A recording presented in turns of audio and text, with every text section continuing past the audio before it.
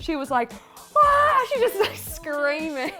Songwriters that exist like beyond the public sphere are able to craft this really beautiful introspection into people's lives. Yeah, I think we started off strong, apart from that year of songs that will never come out. Everyone's just been really great. Unless people hate us and we don't know about it. Yeah. Let us know. Seems good, yeah, comment below if you actually hate Foley.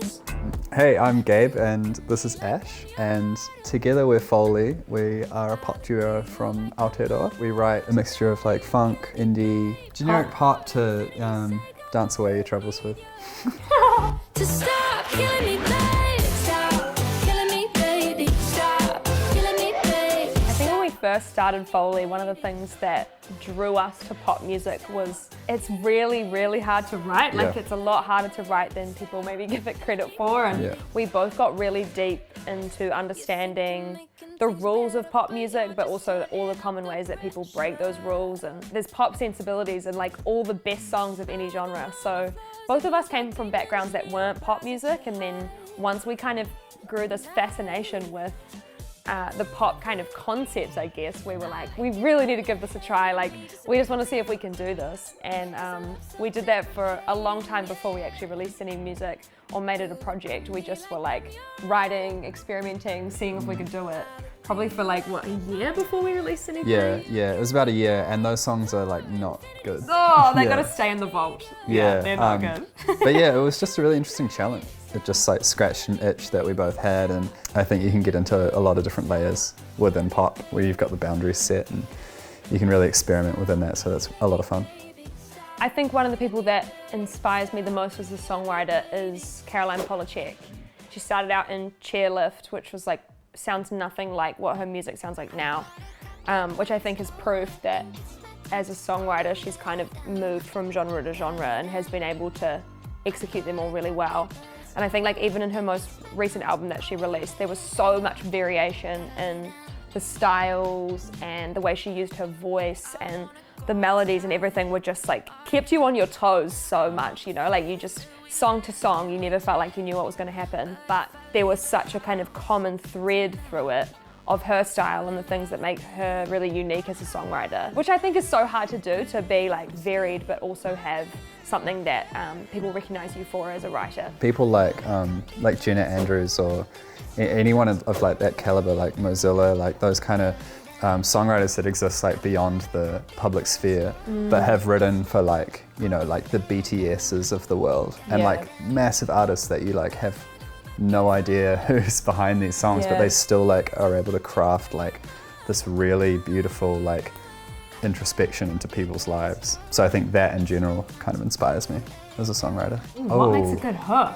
I don't know. I mean, the way that we have traditionally written our songs is like we're always like bouncing off each other in terms of melodies and lyrics kind of at the same time, but it's mostly melodic to start with, I'd say. So like we're kind of going in this direction of like kind of finding our way through the darkness, you know, like touching the walls.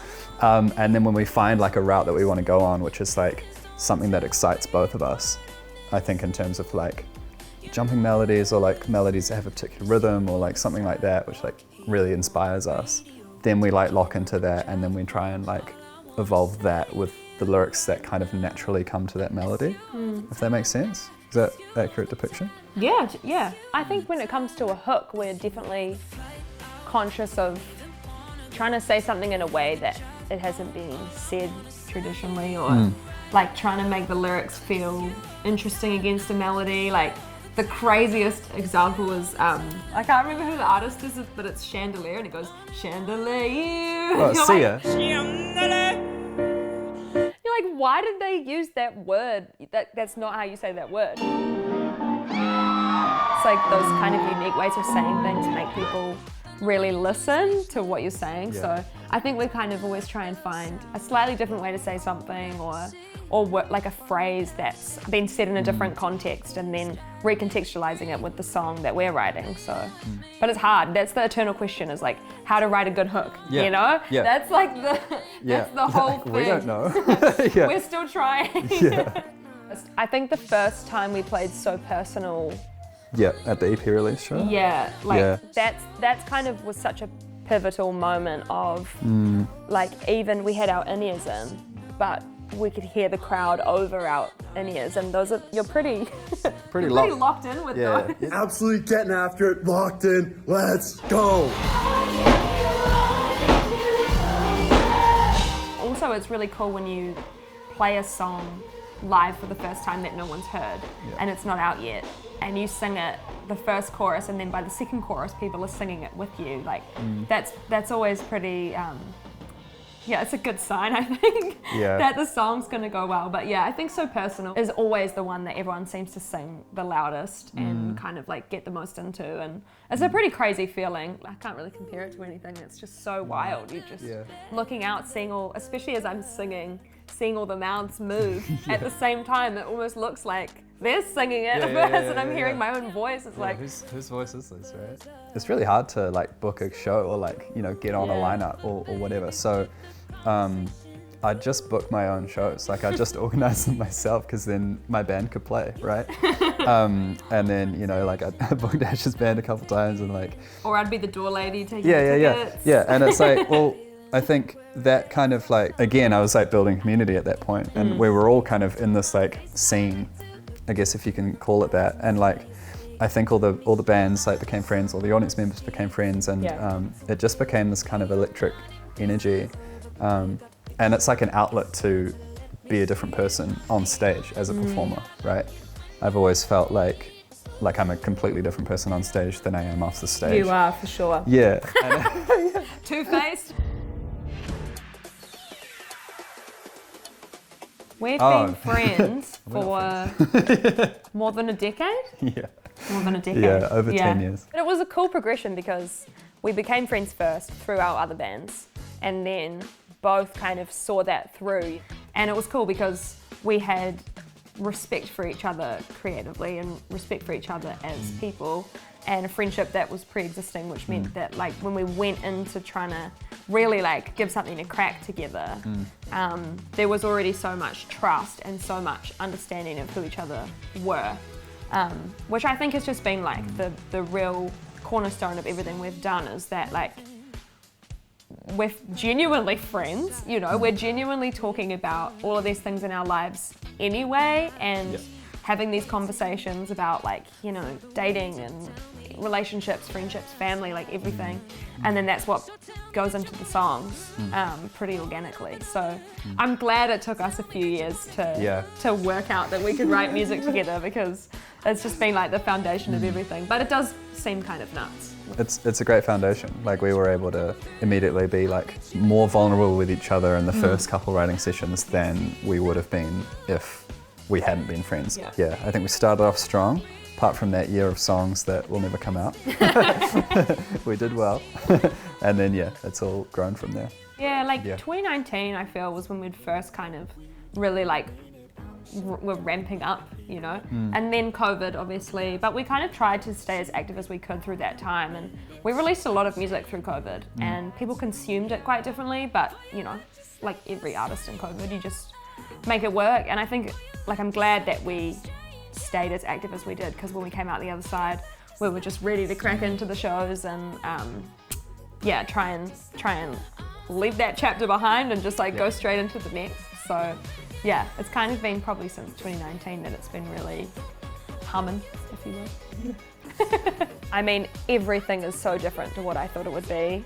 I think when you're young, you think it's like an overnight moment that you find your success, and that once people like you, they will, like your music, they will continue to like you. And I think that's like not the case. Like people might like one thing that you do, or they might, you know, hate the project, and then one song they like begrudgingly like later on, you know. Like there's just, the music industry is constantly changing. It's so different now than it was even when we started, you know. Even 6 months ago. Oh, everything is changing all the time, and I think you have to stay so agile. You have to stay like in the driver's seat as much as possible. Like I definitely think when we were starting out, I felt like you'd find your team members, like you'd find your label or you'd find your manager or whatever, and then once you had that, you kind of would just sort of ride off into the sunset together.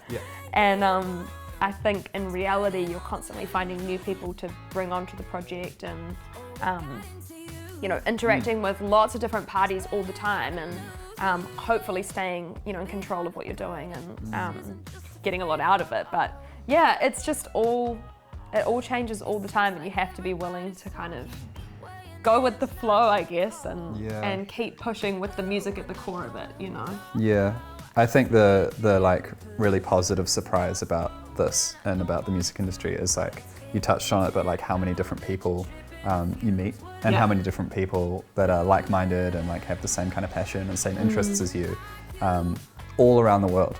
And you can go there and like find all these friends and like really connect with people in a way that like I didn't think like existed, really. Yeah. I didn't think that kind of sense of community existed. I thought it was very, all right, well here, this is one band and then that's the other band and then they never talk to each other. Yeah. It's actually like, it's really active and bubbly and it's like really fun. Yeah. I think I also thought when I was young, when we first started, that it would be really competitive in terms of the artists, like that one pop artist would not like the other pop artist, because you're competing for the same spot. And I think there's actually just so much room for everyone. And artists kind of have this like automatic camaraderie, at least in my experience, I feel. Everyone that we've met understands what it feels like to be trying to pursue your artistry. So you kind of have this automatic, like friendship or kinship, I guess, is probably a better way to put it. And I haven't really met many artists that have been competitive, Everyone's just been really great. Don't think there's been a single one. Yeah, unless people hate us and we don't know about it. Yeah. Let us know. Seems good, yeah. Comment below if you actually hate Foley. Everyone definitely knows Lord. Everyone knows Lord, in the US, and that's helpful for us. Yeah. We're like, you know Lord, right? We're from there. But I also found in the US, no one could understand what we were saying on stage. Like, we thought we would be like cracking a little joke that usually would go down a treat, and it was like blank faces because they could not understand what we were saying at all. No, but I think the scene internationally, like, they definitely see a lot of value in being a Kiwi. Yeah. Like, everyone loves Kiwis, which is so good for us. You're from New Zealand? You're from New Zealand? So we went and played South by Southwest in Austin, which was last year. And that's like an event where there's lots of bands, but there's lots of people from the industry, and it's kind of like a big meet and greet, I guess. And we met a bunch of people there, all kind of based in the US, that wanted to help us out, I guess. And so heading over this time was to kind of do like, I guess, our first step into the US, which is playing our own shows, like showcases, and just trying to meet more people and kind of make that first step into the US industry. So they're really cool. They're nice, like small, intimate shows, but we had so much fun. So I think the first international slot we got was still Woozy, or was it Tuvalu? Tuvalu, maybe? Yeah, the way that those support slots usually work is they'll have, the local Live Nation or Frontier staff that operate in New Zealand and Australia will just have a list of shows that they are going to promote. So I think it's just a case of like, it doesn't sound very sexy, but they just send an email and they're like, hey, do you want to open for this person? And I mean, that's a sexy email. It's a great email to get. And you just make it work from there. And from New Zealand, and our song has just been used on the Kardashians finale on Hulu. What is going on? Your parent, your My mum. So we found out about the Kardashians, but we weren't allowed to tell anyone.